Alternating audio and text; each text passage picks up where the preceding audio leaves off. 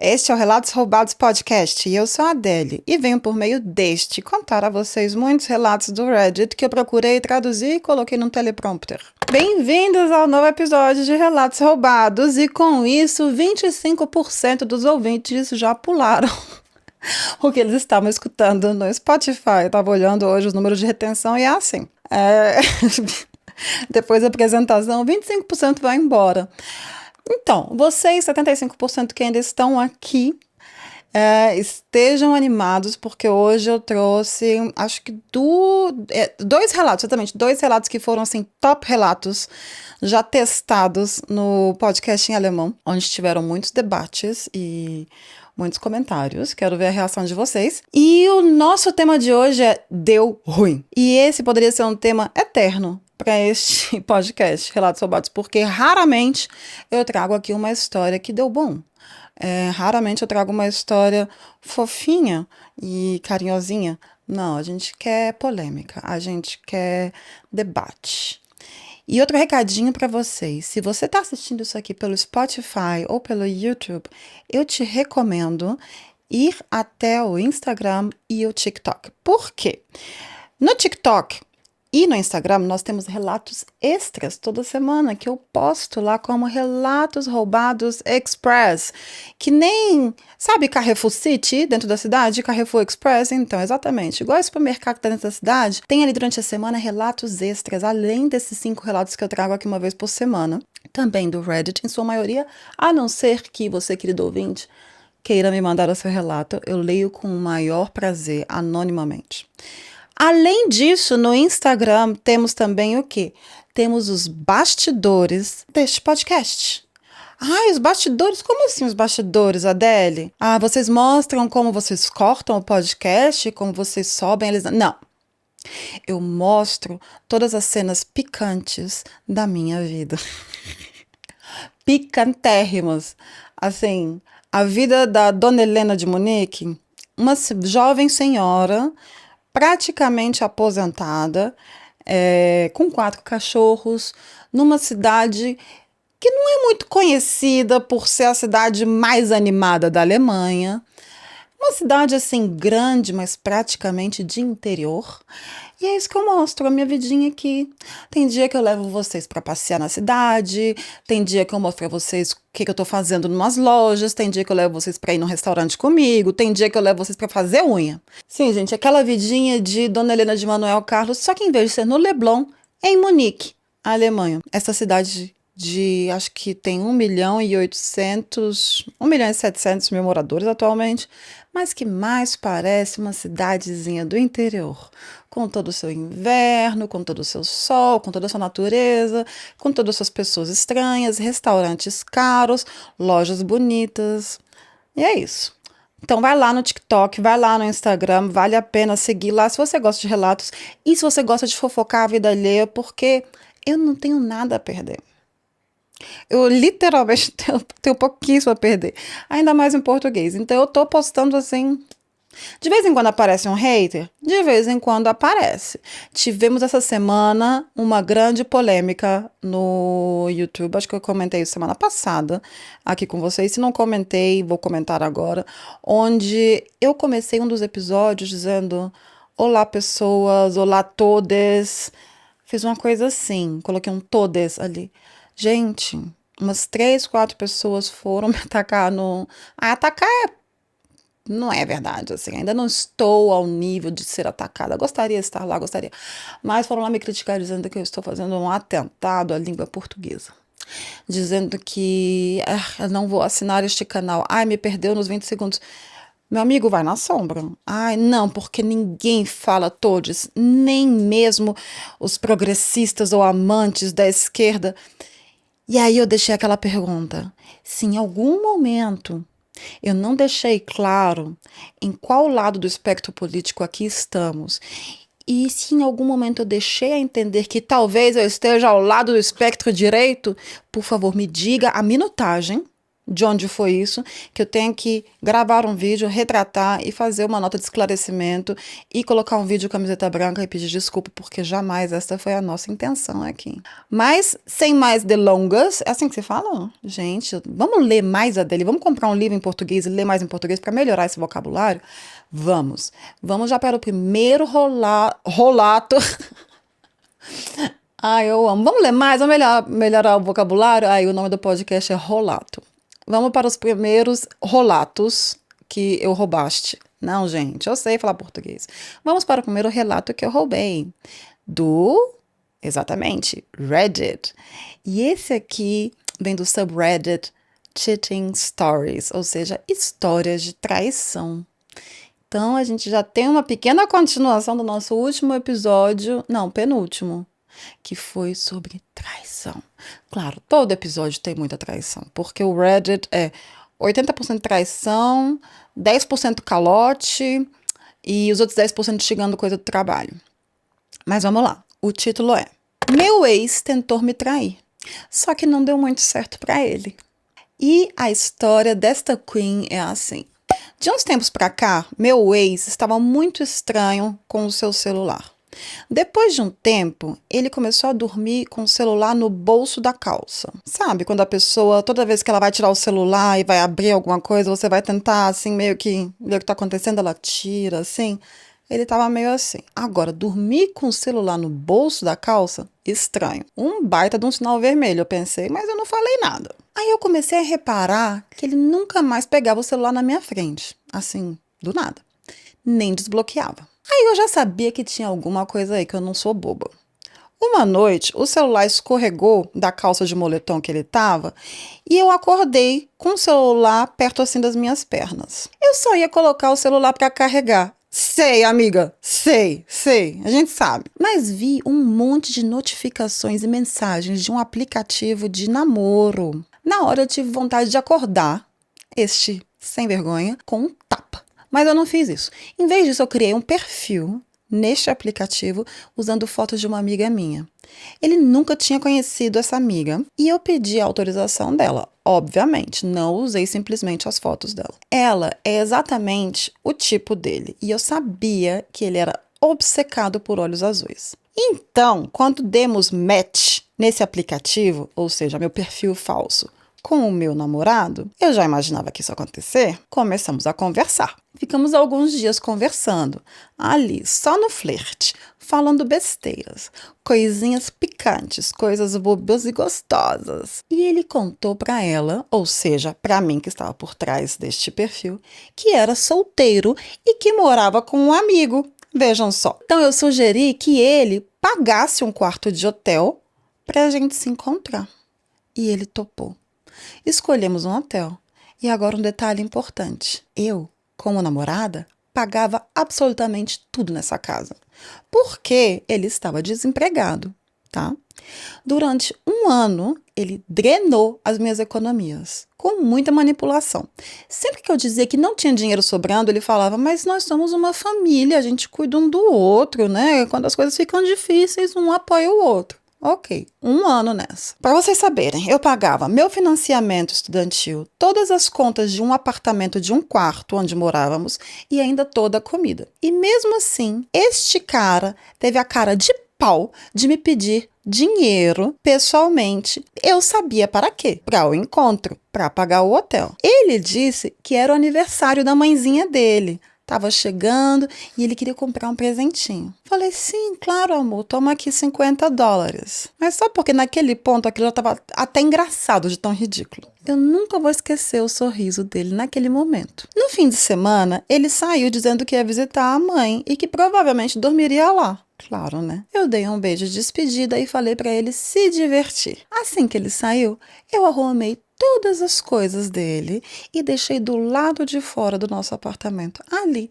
na calçada. Eu moro numa cidade grande nos Estados Unidos, então imagine quanto tempo demorou para as coisas dormirem. Também troquei a fechadura enquanto ele estava fora. Enquanto isso, ele continuava me mandando mensagem no aplicativo. Eu disse que estava atrasada porque queria ficar perfeita, mas que já estava chegando. Minha amiga também me mandou algumas fotos bem sensuais para eu enviar para ele, sem mostrar o rosto completo, para ela não ter nenhum risco de ele usar isso de alguma outra maneira na internet. Essa aqui é uma amiga de verdade, hein? Eu até convencia ele a bater uma e me mandar um vídeo. Depois eu fiz ele esperar até mais ou menos 1 da manhã. Aí mandei para ele pelo aplicativo uma foto das coisas dele sendo reviradas por um morador de rua na calçada. E escrevi: aproveita a sua estadia no hotel. Assim que meu telefone começou a tocar, eu bloqueei o número dele e fui dormir. Na segunda-feira, ele estava na porta do meu apartamento quando eu cheguei do trabalho, chorando, implorando, dizendo que estava sem casa, que não tinha para onde ir. Quando ele viu que eu não ia ceder, ele ficou bravo, ficou bravinho. Ficou puto. Quando ele começou a me agarrar e me pegar assim forte, tentar entrar no apartamento, eu liguei para a polícia. E pedi uma ordem de restrição, porque ele ameaçou minha vida e até dos meus pets. Depois descobri que ele se mudou para uma cidade, algumas horas de distância, onde mora a única família dele. E agora ele tem até um emprego.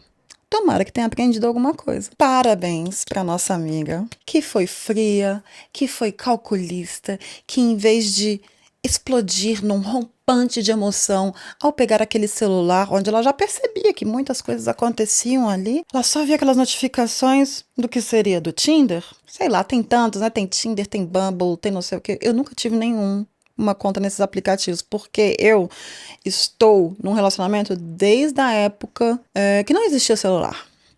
Né? A gente mandava cartas um para os outros, por pombas. Mas ela, em vez de explodir, ela falou não. Ela respirou. E ela falou, peraí, vamos deixar o gatinho dormir e vamos repensar isso. E eu acho que nisso precisa de muito, muito, muito sangue frio. E é aqui que eu vou aplaudir a gata, porque eu não sei se eu teria sangue frio. Eu acho que provavelmente a gente já ia sair ali no vamos ver, eu botando ele para fora da minha casa, que eu paguei durante 1 ano, e ele lá vivendo às minhas custas.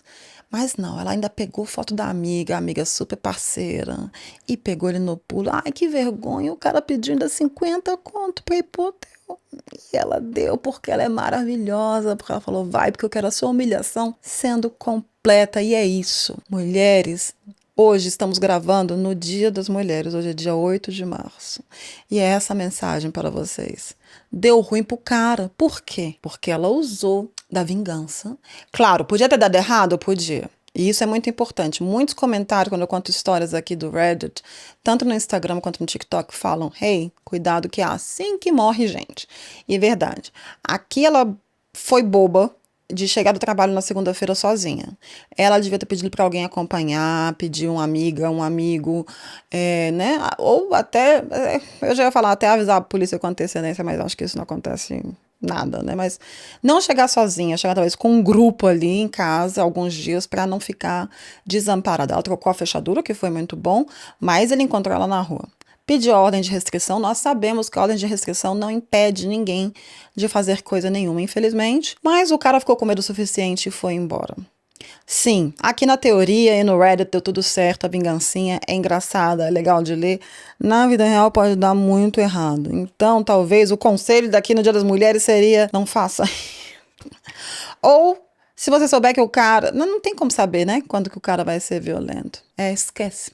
Esquece esse papo de vingancinha, porque, né, a gente não pode se responsabilizar por essas coisas. Mas, aqui na teoria deu certo. E, se você conhece, né, eu li uma vez um comentário Ai, não lembro, comentário de uma besteira, dizendo assim, nossa, 2 policial militar aposentado resolveria esse assunto. Vai que você conhece 2 policial militar aposentado ali que te faça uma escolta durante alguns dias, aí talvez valha a pena. Fazer uma vingancinha gostosa dessa para um traidor.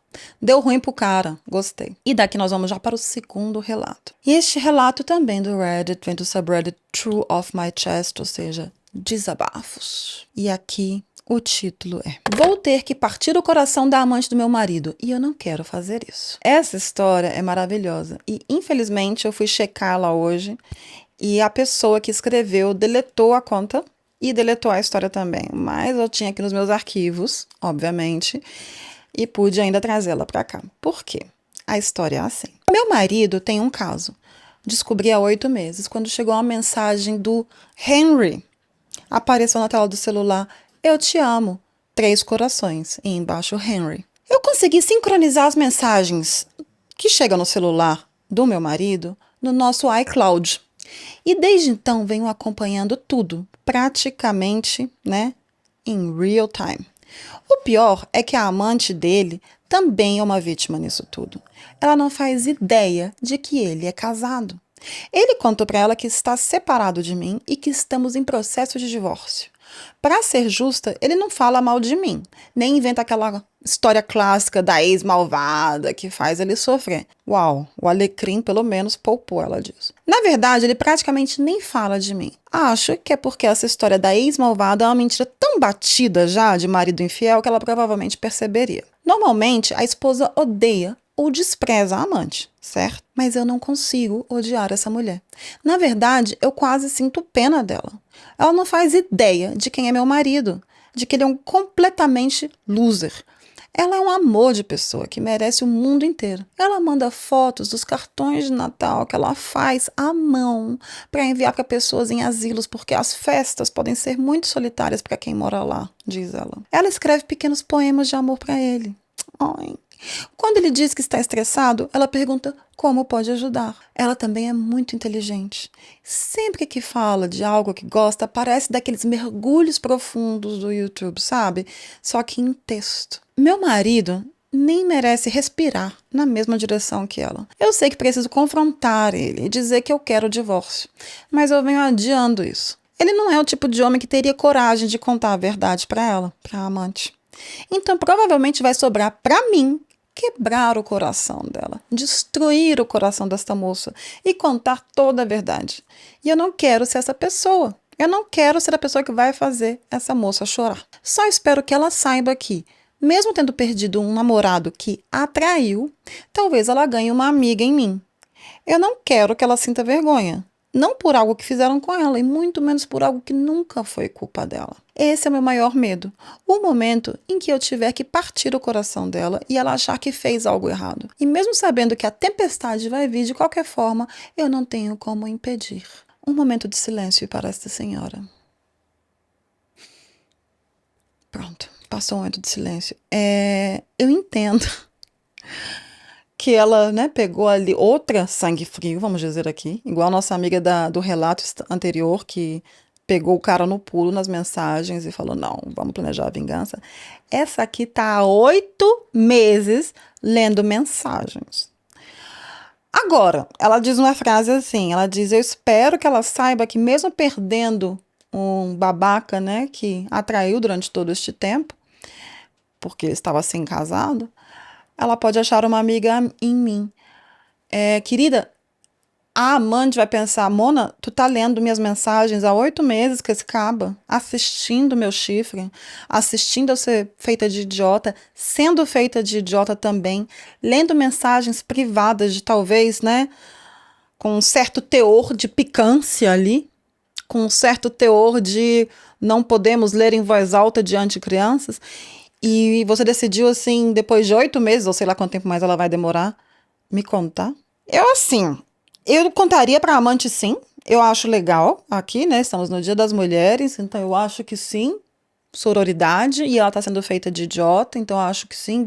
Vai lá, pede seu divórcio deste infeliz e entre em contato com essa moça e fale, olha, moça, vi suas mensagens, saquei tudo, tá aqui algumas provas, ele nunca esteve separado. Eu acho assim, se você acha que ela é uma pessoa boa, eu acho assim que vale a pena dar esse toque. Se ela vai ficar com ele, talvez, você não sabe, né? As pessoas apaixonadas são idiotas. Um comentário aqui que eu trouxe, a pessoa disse assim, sério, a sua maior preocupação agora é que ela descubra que também foi enganada? Ok, você definitivamente é uma pessoa melhor do que eu. Eu estaria pensando em como ferrar o traidor. No divórcio eu ia jogar pesado, tirar o máximo possível e talvez ainda planejar alguma vingança. Expor ele para família e amigos, fazer ele passar uma vergonha, ou expor ele online. Mas, né, ela é melhor do que todos nós. Ela poderia realmente fazer, né, numa festa de família, colocar assim num telão todas as mensagens, assim, que vão passando, assim, sabe? Igual os créditos de um filme, assim, e são as mensagens dos últimos 8 meses, com algumas fotos. Assim, e por outro lado, ela é uma mulher muito compreensiva, pensando, cadê o ódio dessa mulher? Assim, ela tá morta por dentro ou ela está muito bem medicada. Porque você ficar morando na mesma casa que este cara durante 8 meses, olha, eu não conseguiria, né? Bom dia, amor, boa tarde, amor.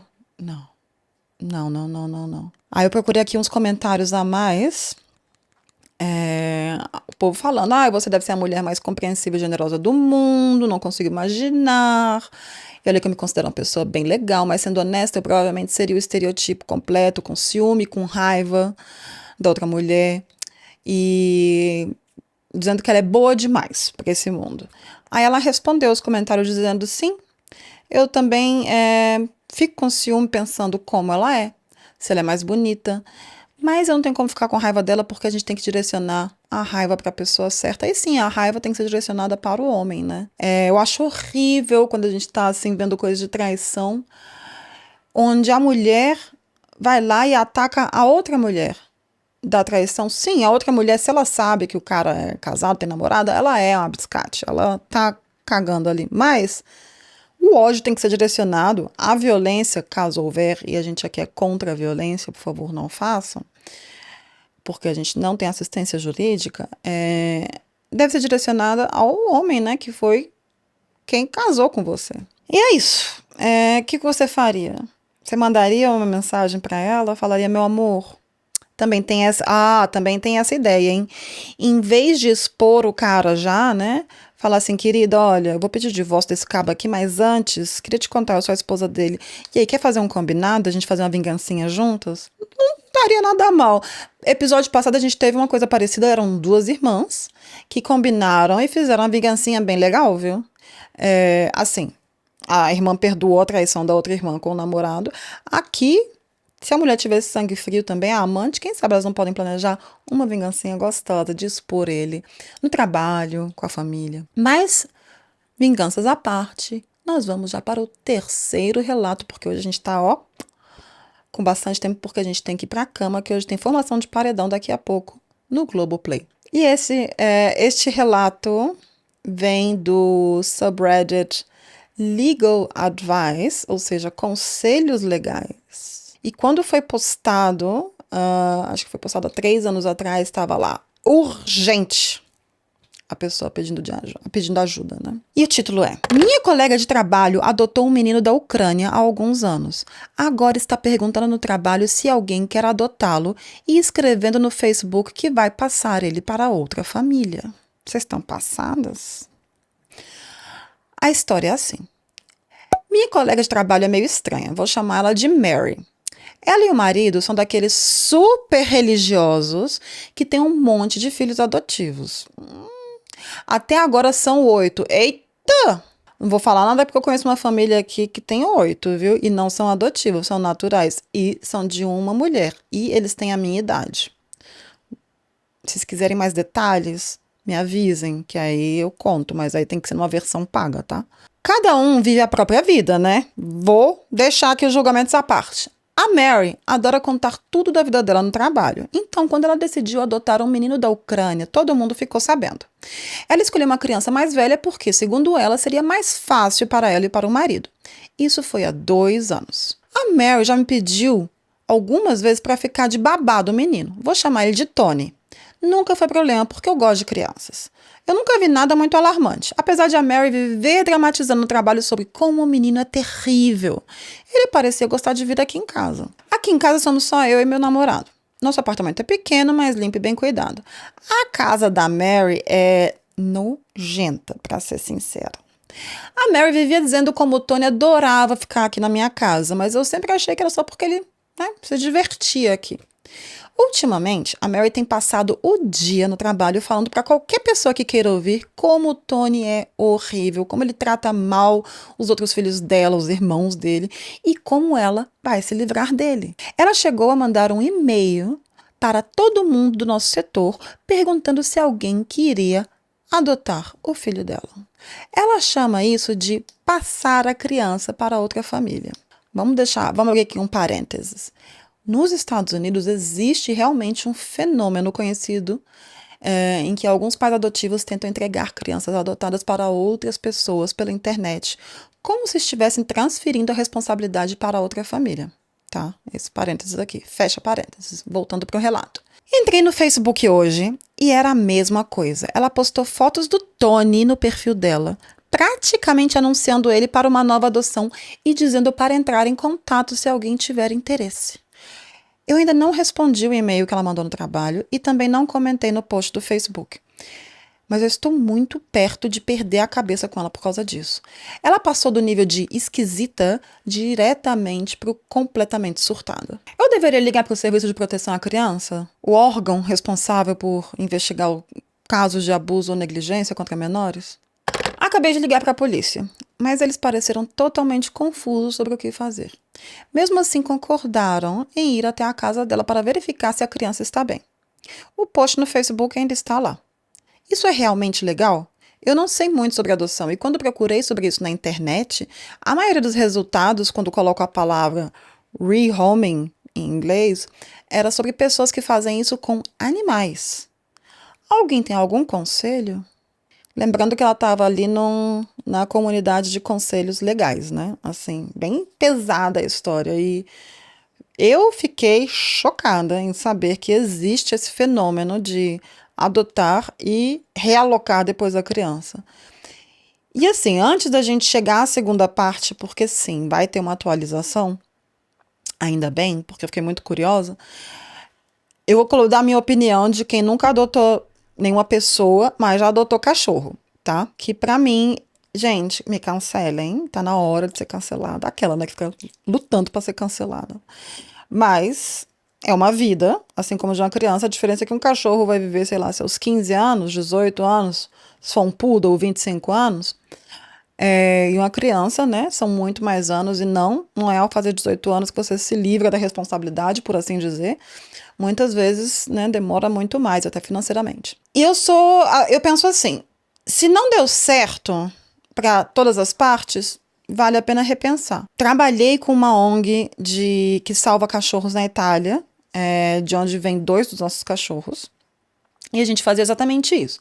A gente trazia... Gente, ela trazendo aqui os paralelos da vida de cachorro para adoção infantil. Mas eu vou chegar lá, fica comigo aqui, fica comigo. A gente trazia com essa ONG cachorros da Itália e dava lar temporário para eles, porque na Itália, na Bulgária, na Espanha, em Portugal, nos países do Mediterrâneo, né? Assim, nos países mais quentes, tem muito abandono de animal, parecido como o Brasil, tem muito maltrato animal. E aqui na Alemanha... e mais para cima, né, os países escandinavos também, não existem animais de rua. Aqui realmente não existem. Aqui tem os abrigos e as pessoas adotam os cachorros. Você não tem cachorro na rua, não tem gato na rua abandonado. Tem no máximo, assim, em fazendas em áreas rurais, gatos assim meio comunitários, que é meio que de alguém, mas vive em outro lugar. Mas não existe esse conceito de animal de rua. Então vem de outros países e a gente tratava de achar aqui família para eles e muitas vezes dava muito errado. Por quê? Você tem as suas expectativas, o animal tem seus traumas e às vezes não dá o match. Você acha que você vai dar conta e não dá conta dos traumas ou do cargo, do rojão. Então, pra que forçar, né? E assim, essa é a minha experiência. Eu ficava muito puta quando uma adoção dava errado. Depois de 2 dias, as famílias falavam, ai, cagou no meu tapete. Eu falava, que você acha o quê?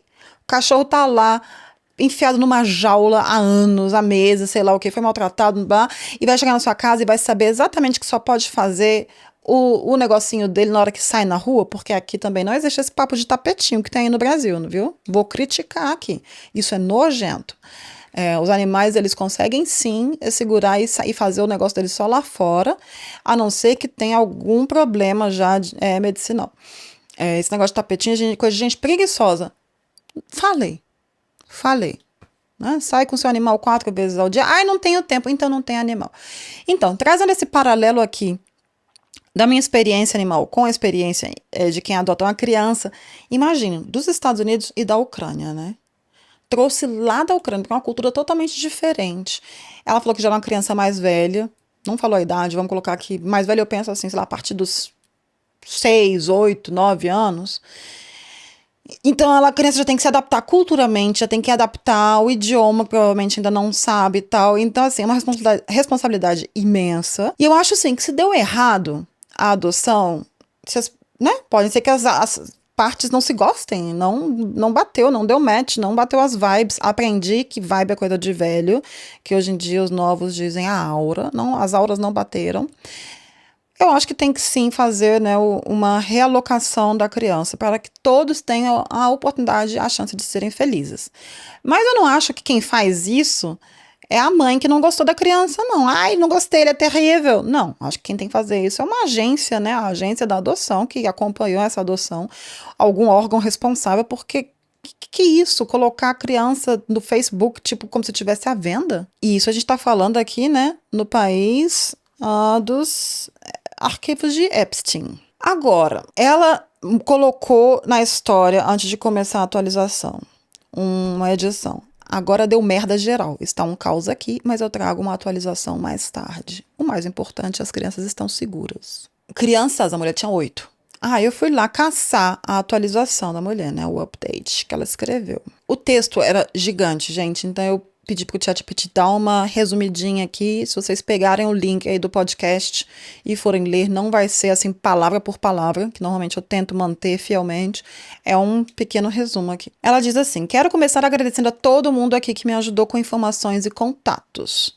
Porque ela disse que realmente a galera foi colocando assim experiências, gente oferecendo dinheiro para ela se ela quisesse pegar a criança e dar uma casa para a criança enquanto achasse outro lugar, se precisasse de ajuda fisicamente, qualquer coisa, assim, muita gente mesmo engajando no post dela do Reddit, oferecendo ajuda, porque a galera ficou muito preocupada. Isso eu achei muito legal também. Isso fez com que eu e meu namorado conseguíssemos agir muito mais rápido do que teríamos conseguido sozinhos. Conversei com a polícia e, para ser sincera, eles estavam tão confusos quanto eu, como eu tinha dito anteriormente.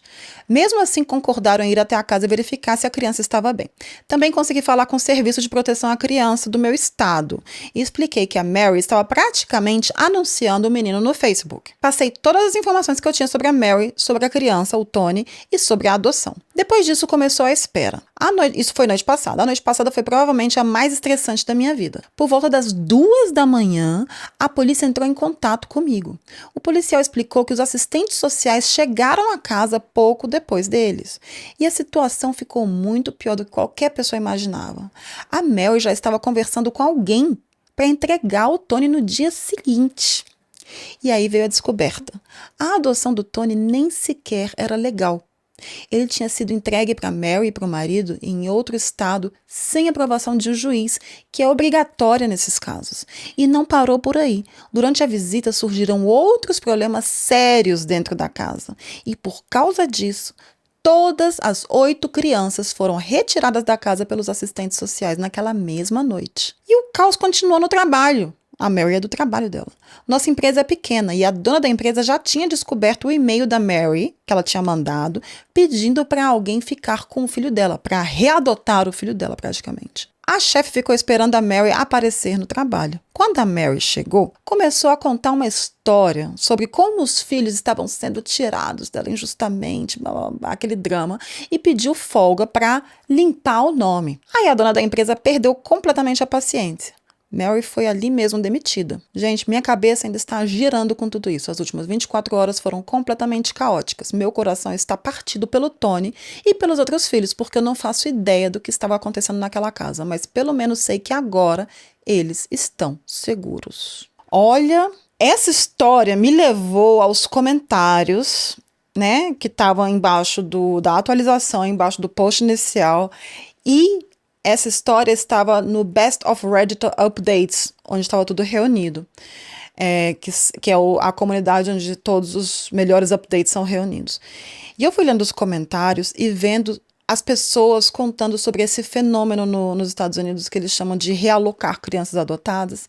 E lá tinha um comentário de uma pessoa que colocou o link de uma investigação daquela agência de notícias, a Reuters, Reuters.com Investigates, onde eles falam exatamente isso. Ela compartilhou uma reportagem sobre esse tipo de caso e o texto, eu passei ali, dei uma olhada, mostra situações em que os pais adotivos anunciam crianças na internet e as entregam para pessoas que não conhecem, totalmente desconhecidas.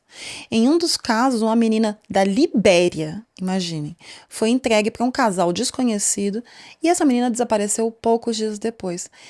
E, meu Deus, gente, isso é um prato cheio para os piores tipos de crime que existem contra crianças. E nos Estados Unidos tem muito essa modinha de trazer crianças de outros países e parece que existem muitas agências em outros países, em países mais pobres, dispostas a entregar crianças para pessoas nos Estados Unidos, é aquele papo, né, de vai ter uma chance na vida, vai ter uma vida melhor, e essas crianças chegam na mão dessas criaturas.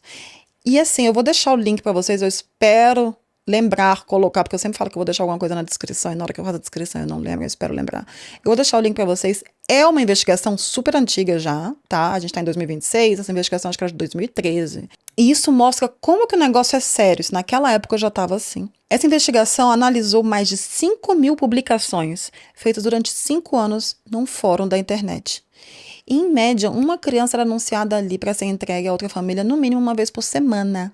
A maioria tinha entre 6 e 14 anos e havia sido adotada internacionalmente de países como Rússia, China, Etiópia e Ucrânia. A mais nova tinha apenas 10 meses. Gente, aí a empresa responsável pelo fórum foi informada sobre a existência desse fórum e a página foi encerrada por violar as regras da plataforma. Mas existem outros milhares de grupos e vocês viram, a mulher estava no Facebook anunciando no trabalho e sim, criminosos estarão em todas as partes esperando justamente esses anúncios, até porque se sabe que essa prática acontece.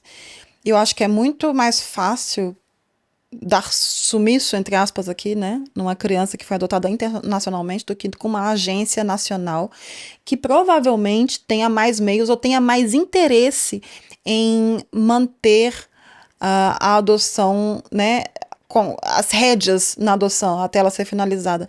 Eu acho isso de um descaso, porque sim, eu já li como funciona a adoção no Brasil.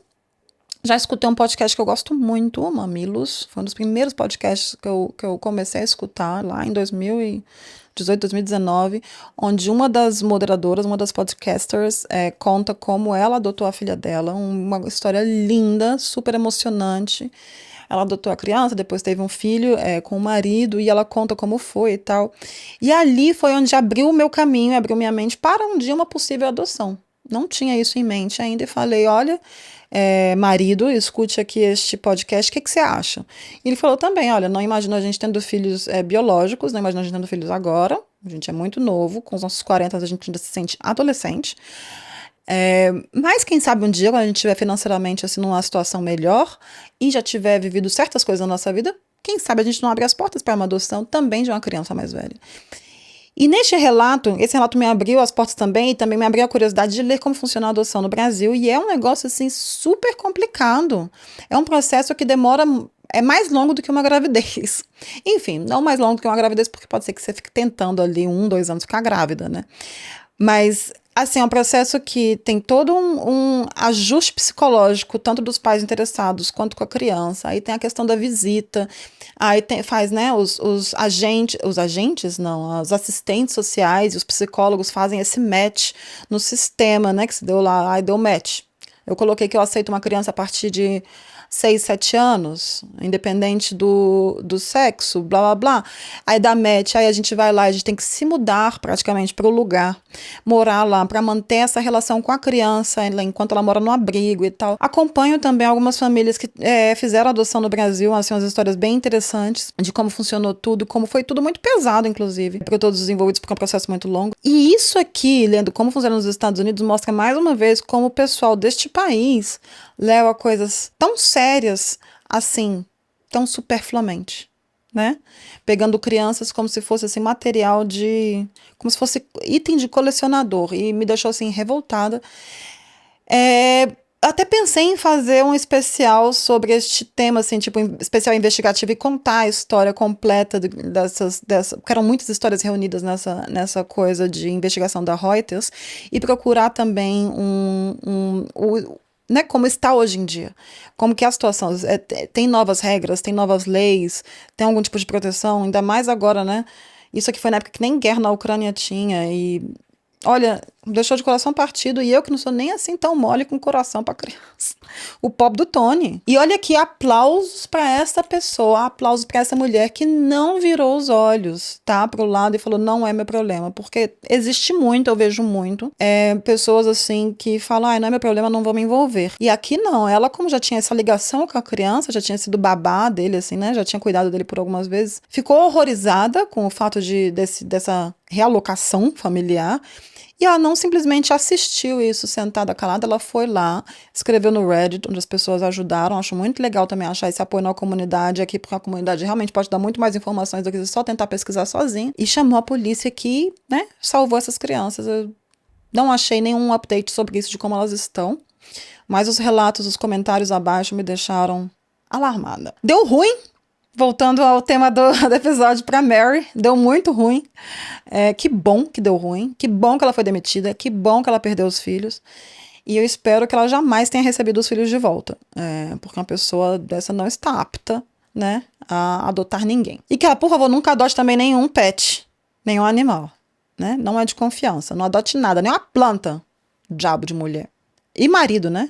Também tinha marido. Vamos para o quarto relato. E o quarto relato é do AITAH, que são as iniciais daquele subreddit Am I the Asshole?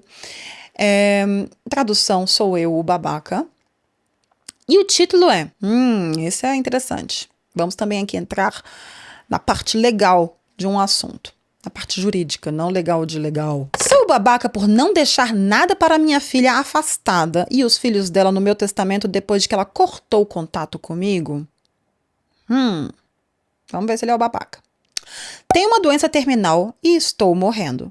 Estou na casa dos 60 anos e, mesmo antes disso, minha saúde já não era boa. Sou pai de 4 filhos e avô de 6 crianças, mas só conheço 2 delas. Minha filha mais velha nasceu de um relacionamento anterior. Meus outros filhos são do meu casamento atual. A mãe da mais velha sempre colocou mentiras na cabeça dela sobre mim e tentou nos afastar. E acabou conseguindo. A minha filha mais velha me disse várias vezes que o padrasto era o verdadeiro pai dela. Depois de um tempo, eu simplesmente parei de tentar, mesmo doendo muito. Passei a focar nos meus outros filhos, que realmente me amam e se importam comigo. Com o tempo, eu me acostumei com isso. Eu nem fui convidado para o casamento dela. Aquilo foi praticamente o fim da nossa relação. Antes disso, ainda tínhamos pouco contato, mas depois do casamento não houve mais nenhum contato entre nós. Acho que alguém contou a ela sobre a minha doença, porque na semana passada ela me ligou pela primeira vez em anos. E não foi para saber como eu estava. Ela ligou para perguntar sobre o meu testamento. Ela disse que, como eu fui um pai ausente e horrível para ela e os filhos dela merecem receber mais do meu testamento do que meus outros filhos, que sempre estiveram presentes na minha vida, especialmente depois que fiquei doente. Eu disse a ela que os filhos dela não vão receber nada, nem ela. Porque claramente ela nunca precisou nem quis ter um pai. Então também não precisa do meu dinheiro. Ela ficou furiosa comigo. Até minha ex está do lado dela e dizendo que ela sempre esteve certa sobre mim. Mas eu penso o seguinte, por que meus filhos deveriam dividir aquilo que eu conquistei com meu próprio trabalho com alguém que sempre me odiou? Sou o babaca? Vou responder honestamente antes de ler os comentários. Eu não li os comentários para não me deixar influenciar. Eu acho que sim. Eu acho que ele está morrendo, mas é o babaca. Por que eu acho? Porque ele diz nesse texto que minha ex colocou coisas na cabeça dela e tentou afastá-la de mim. Não sei com quantos anos você se separou da sua ex, pessoa doente, e iniciou seu novo relacionamento, sua nova vida, mas eu não acho que este seja o trabalho da sua filha ir atrás de você. Você é o genitor, você é o pai. Eu acho que você tem que tentar manter uma relação com ela, sim. Você falou, tentei, mas parei. Um dia parei. Porque você já estava ali realizado na sua nova família, com a sua nova esposa, seus novos filhos. Você também não, olha, você também não sentiu a necessidade de ter essa filha. Você também não sentiu a necessidade de ter o carinho e o amor dessa filha. Porque se você tivesse, você teria ido atrás, tá? Então eu acho sim que você é o babaca. Eu acho sim que a responsabilidade deste estranhamento na vida você está colocando puramente nela e na mãe dela. E não é. Não sei os motivos da separação, mas a gente hoje tem até um termo para isso, que antigamente, na minha época, não existia, eu acho. Alienamento parental. É isso? Corrijam-me se estiver errado, mas é isso que eu aprendi nos podcasts da vida. Se ocorreu por parte da mãe, que culpa tem essa filha, né? Nenhuma. Ah, mas ela deveria ir aí te escutar também? Deveria? Não. A mãe que criou, pelo que eu entendi, a mãe recasou, parece que teve um bom padrasto. Eu tenho um problema com essa palavra, eu sempre quero falar pradastro. Eu, com a língua presa, quero falar pradastro. Teve um bom padrasto que chamava de pai e, assim, não era só responsabilidade da menina, da mulher. Eu acho estranho ela ligar e perguntar do testamento. Eu acho. Eu não faria, né? Assim, questão de orgulho, falar, ai, aqui você não conhece nem as crianças, então. Não sei. Não ligaria. Por outro lado, parece que ela quer colocar ali, sabe, a última pá de cal no velho. E falar, olha, você foi péssimo sua vida inteira, vou te colocar a última pá de cal antes de você morrer. Por outro lado, também foi burra. Né? Porque ligasse pra uma pessoa e falar, eu espero que você tenha na consideração do seu testamento e me dê mais do que aos seus outros filhos. Não é assim que rola. Se ela tinha um interesse, entendo, ser interesseira pelo dinheiro, não sei quanto dinheiro que ele tem, até porque tá no direito dela, sendo ele o genitor, deveria ter sido, né, mais diplomática ali na história. Agora, ele diz que os filhos estão acompanhando ele com a doença terminal, claro. E tem a questão legal aqui, né? Eu fui pesquisar. Nos Estados Unidos, de onde vem essa história, existem sim estados onde você pode deixar um valor simbólico, tipo de $1, para o seu filho, que você não quer deixar nada, e deixar seu dinheiro todo, sei lá, para a tenda da esquina. Tem outros estados que não permitem. E eu fui olhar como que é a legislação na Alemanha e no Brasil, porque eu já tinha escutado sobre isso também. Não tô indo atrás de nenhum testamento, tá, genitores? Até porque meu pai escuta isso aqui. Espero que minha mãe não escute isso aqui. Mas se escutar, escreva aí, já que você não fala comigo. Escreve aí no YouTube. Ou no Spotify, manda um comentário. Ai, a lágrima descendo. Ela não fala com a mãe. Querem saber mais sobre isso? Comenta aqui. Conto no episódio pago. Episódio só para apoiadores, porque aberto esse babado eu não conto. Porque este babado são 40 anos de babado. Teve aquela camiseta que tem no Instagram, que eu vou comprar pra mim no meu aniversário de 40. Ai, perdão, pai, eu vou fazer essa piada. Mas é aquela camiseta assim, traumatizada pela ausência do meu pai e pela presença da minha mãe. Gente, tem meu nome embaixo. Tem meu nome embaixo, quem quiser comprar, meu aniversário é dia 28 de abril. Né? Muitas sessões de terapia e remedinhos e episódios pagos podem vir por aí sobre isso. Mas voltando ao assunto aqui. No Brasil e na Alemanha não é assim. Vou explicar como é daqui a pouco. Procurei aqui os comentários para ver de que lado a galera do Reddit tava. Tive minha opinião antes de ler os comentários, tá? A pessoa diz, você não é o babaca. E agora que você sabe que ela está de olho nisso, fale com um advogado. Talvez seja uma boa ideia ajustar o testamento para deixar claro que ela recebe apenas $1. Esse negócio de $1 é o que eu falei. Você pode deixar um valor simbólico, entendeu? Para um dos filhos. Porque senão ela pode contestar isso na corte. É isso que ele diz aqui. Isso pode impedir que ela tente contestar depois. Um advogado vai saber orientar melhor, mas já vi muita gente gananciosa tentando contestar testamentos para conseguir mais dinheiro. Gananciosa? Gente, gananciosa não. Você coloca filho no mundo, você coloca uma responsabilidade sua no mundo. Tá bom, meu amor? E assim, eu não coloquei nenhum filho do mundo, então eu não espero que ninguém venha atrás do meu dinheiro, do meu testamento. Só meus cachorros. Mas meus cachorros, eles fazem certo. Eles sugam todo o meu dinheiro em vida, tá? Não tá esperando eu cair morta pra isso. Comentário 2. Deixar $1 pode funcionar em alguns lugares, mas isso depende da lei de cada estado. O melhor é realmente falar com o advogado, blá, blá, blá, estruturar o testamento de forma que ela não consiga contestar. Eu acho interessante a galera já ir de cara, você não é o babaca. Do jeito que ele escreveu a história, tá tão na cara pra mim de que esse afastamento da filha tem a ver, sim, com quem ele é como pessoa, sabe? E o povo aqui come assim, só porque tá doente terminal. Gente ruim também adoece, tá? Só os bons morrem. Inclusive, os bons vão cedo e os ruins ficam aí, ó.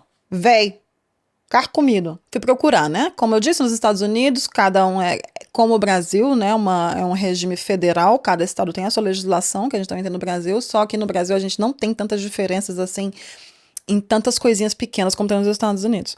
E lá, dependendo do estado, você pode deixar esse valor simbólico. E no Brasil existe algo chamado herdeiros necessários, metade da herança. Olha, saiu o espanhol da Mona aqui. Metade da herança obrigatoriamente vai para filhos ou cônjuge, né? Se a pessoa tem R$1 milhão e tem 4 filhos, 500 mil obrigatoriamente vão para os filhos. Esses 500 mil seriam divididos entre os 4. A outra metade, os outros 500 mil, a pessoa pode deixar para quem bem entender. Na Alemanha é parecido, mas não tanto. É parecido, mas é diferente. Mesmo que o pai tente excluir um filho, esse filho ainda pode exigir uma parte mínima da herança. E a parte mínima da herança é metade do que ele teria direito. Ou seja, se um pai tem 4 filhos, normalmente cada um receberia 25%, né? Se ele quer excluir um deles do testamento, esse filho ainda pode ir a um tribunal e exigir metade desses 25% que ele teria direito naturalmente pela divisão, ou seja, 12,5% da herança. Ou seja, é muito difícil excluir um filho, a não ser que temos aqui um caso muito famoso, a Susanne von Richthofen, ou não sei como, Susanne Richthofen, não sei como fala no Brasil, porque o nome dela é alemão, von Richthofen, né? Ela é um caso famoso sobre quando você comete um crime contra os pais, como, por exemplo, homicídio, tentativa de homicídio, aí sim você realmente pode ser excluído do testamento depois, né? Porque senão você estaria, assim, lucrando do crime que você cometeu ou tentou cometer. Interessante foi que a Susanne, inclusive, saiu e estava fazendo a sandalinha. Aí eu acho engraçado que o povo xinga, né? Saiu e tá vendendo a Havaiana no Instagram. Vocês querem o quê?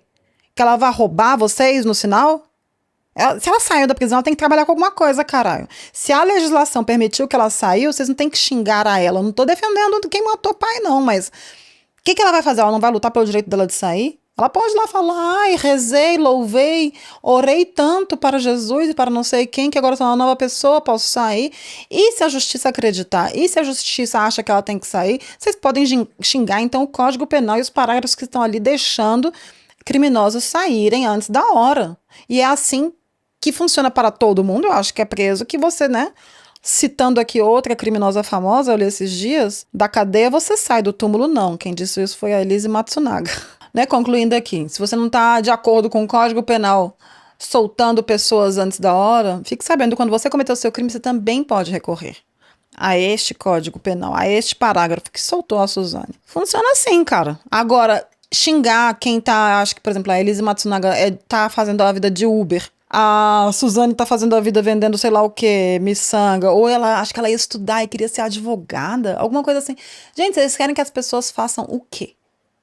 Dinheiro, elas vão ganhar de onde? Elas precisam. Vamos já para o 5º relato. E o 5º relato vem do subreddit Am I the Jerk, que eu descobri hoje que é um podcast. Onde eu estou roubando um relato ou pegando emprestadinho. E esse Am I the Jerk significa também algo parecido com sou o babaca, sou o idiota, só que é um podcast. O título é assim: sou o babaca por processar meu irmão depois de que ele destruiu meu equipamento de câmera em uma pegadinha. Ai, pegadinhas, gente. Aqui do termo em inglês prank, pegadinhas.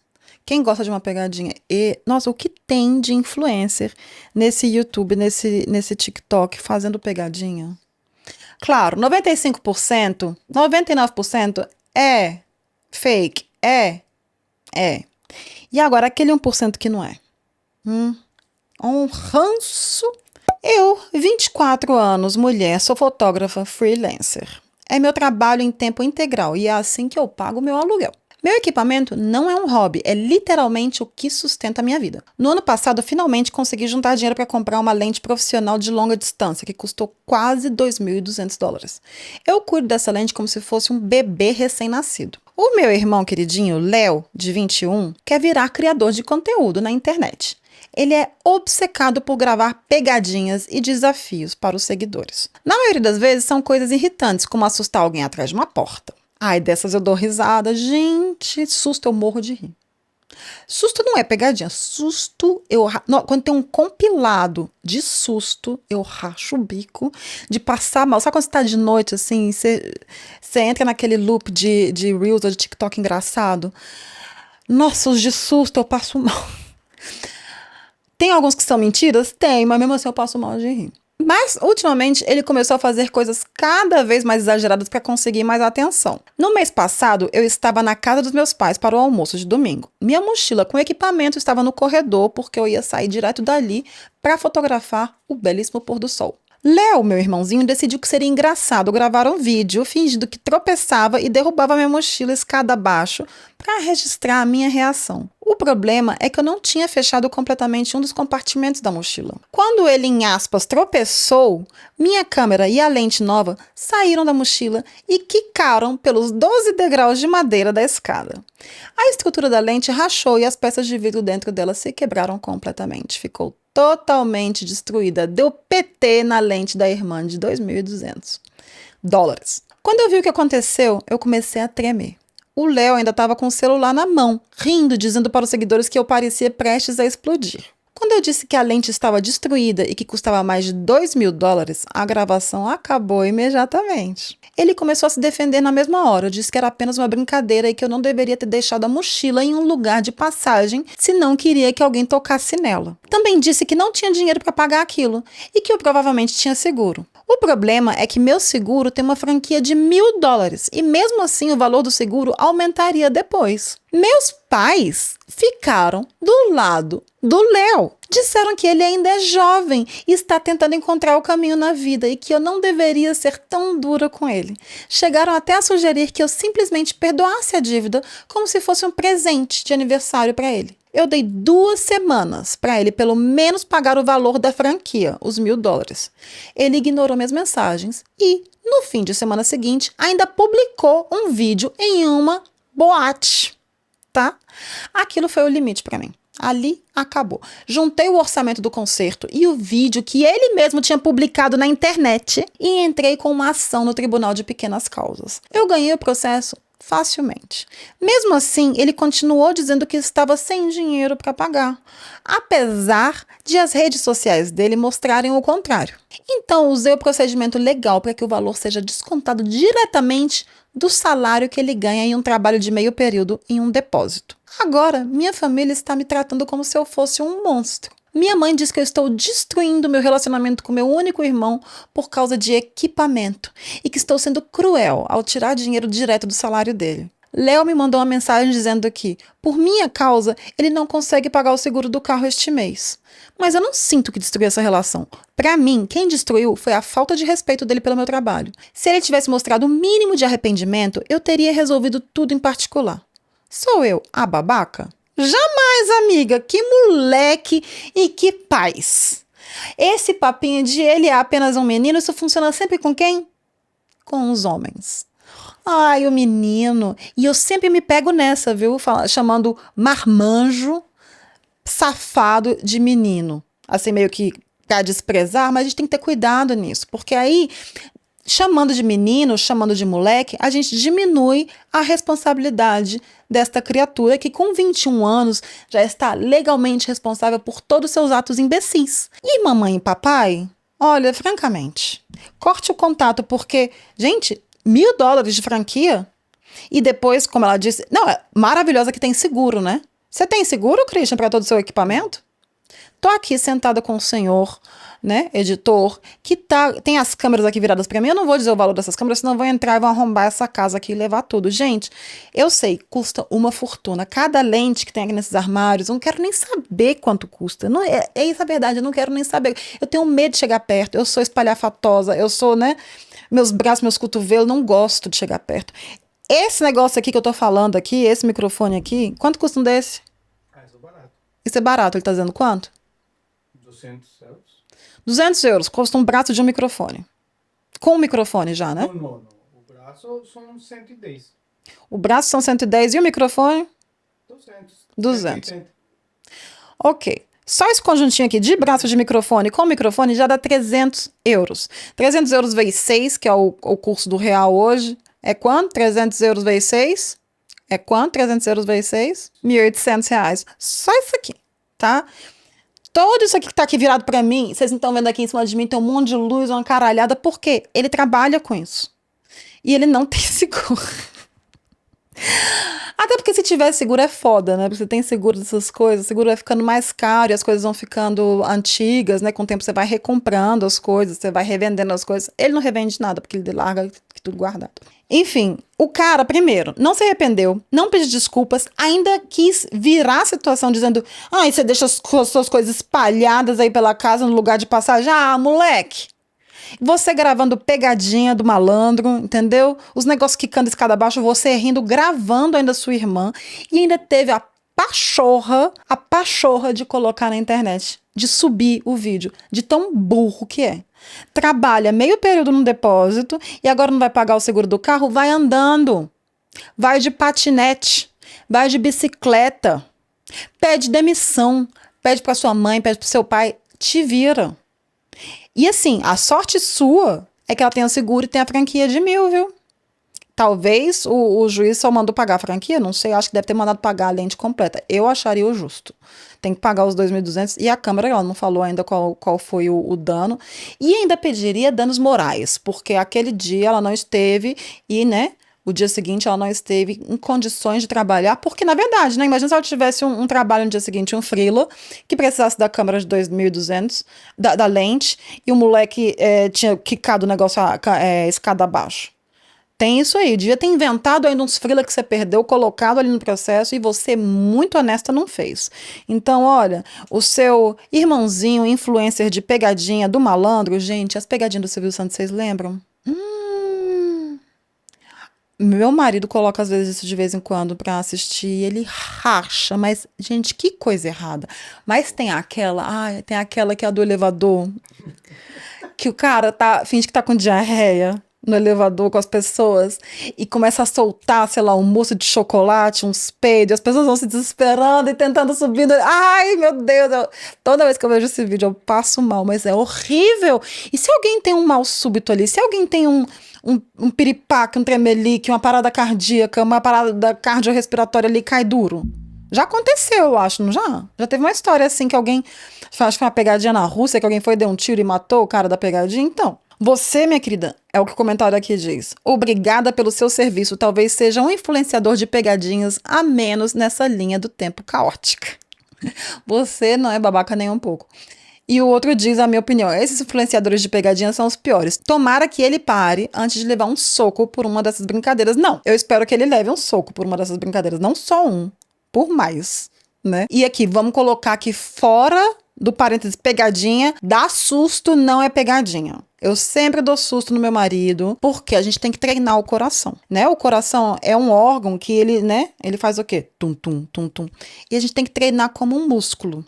Então, o que eu faço? Meu marido já tá velhinho, né? Já tá assim, a gente sabe que, né, olhando assim a história familiar dele, não são os melhores genes, então assim, ele já tá meio que no final da linha do tempo dele, e eu quero que ele dure bastante tempo, então eu vou treinando o coraçãozinho dele, que é pra, né, na hora que vier o primeiro infartinho, ele já, tô treinado, nem senti, nem, de vez em quando dou um susto nele, faz tempo que eu não te dou um susto, né, amor? Tem que voltar. Eu racho o bico sozinha. Pegadinha não é susto, susto pode, tá? Nossa, aqueles TikToks, não sei se vocês já viram, que o povo, assim, num lugar bem aleatório da casa, deita e deixa só a cabeça à mostra, tipo num corredor. Aí coloca só a cabeça, assim, saindo de um quarto, assim, aí vem a pessoa, assim, toda distraída, saindo do banheiro com o celular na mão e vê só aquela cabeça, e a pessoa fala assim, ai, amor, a gente vai sair pra comer, a pessoa joga o celular pra cima, cai, se destrambelha, quebra 3 costelas. Eu racho. Mas, de novo, né? Meu marido, minhas regras. Minha casa, minha vida. Não é assim que fala? Bom, vamos baixar essa retenção de 50% para 25%? É na hora que eu me despeço aqui. É a hora do encerramento e a hora da humilhação. É a hora que a retenção vai pro saco. Literalmente, é a hora que eu peço, vai na sua rede social favorita e me deixa aquele comentário. Ou me deixa aquela história que aconteceu com você. Um irmão, filho de uma puta, que aprontou uma coisa com você, que você cortou contato. Quando que deu ruim na sua vida? Quando que deu ruim na vida do seu desafeto? Que é quando a gente mais gosta, né? Dá ruim na vida da gente, sempre dá, gente. Todo dia dá ruim. Se bem que, olha, minha vida tá boa. Fora coisas maiores, fora no tribunal de coisas grandes, o tribunal de pequenas causas eu tô de boa. Mas quando dá ruim na vida do desafeto, ai, que delicinha! Ai, quando você não vê, se aquela pessoa no Instagram tá sumida, você fala, aconteceu alguma coisa. Porque o Instagram é assim, né, gente? Na minha conta pessoal, acho que tipo umas 1.700 pessoas me seguem. Dessas 1.700, 1.680 me detestam. Eu sei disso porque não seguem o podcast, não escutam podcast, não dão like nas coisas que eu posto, assistem os stories, não comentam.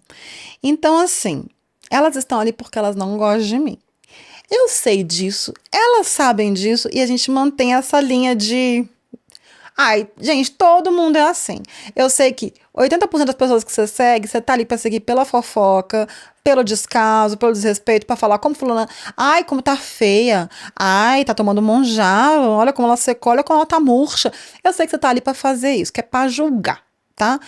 Talvez tenha alguém ali que você goste? Tem. Agora o resto você tá ali pra julgar. Então, aquelas pessoas que eu sigo ali, eu sigo muitas, e as pessoas que me seguem, elas sabem, ai, fulano sumiu. Deve ser porque alguma coisa deu errado na vida. Deve ter engordado. Deve estar com queda de cabelo. Deve ter cortado o cabelo e ficou feio, por isso que não tá postando. Eu sei que vocês são assim, porque todos nós somos assim. A gente tem esse lado podre. E quem não assume é hipócrita, tá? Então vamos lá, um grande beijo, vai lá deixar o seu like, deixar suas estrelinhas, deixar seu joinha, deixar seu comentário que eu falei alguma coisa errada em português, me julgar por alguma ideia muito progressista, por uma ideia muito de esquerda. Por favor, façam isso, porque isso quer dizer que eu estou do lado certo da história. Eu vou lá tomar mais água, gravar meu podcast em alemão agora, trocar essa roupa e assistir muito Big Brother Brasil essa noite. Por quê? Porque até abril meu sono está comprometido. Um grande beijo e até a próxima.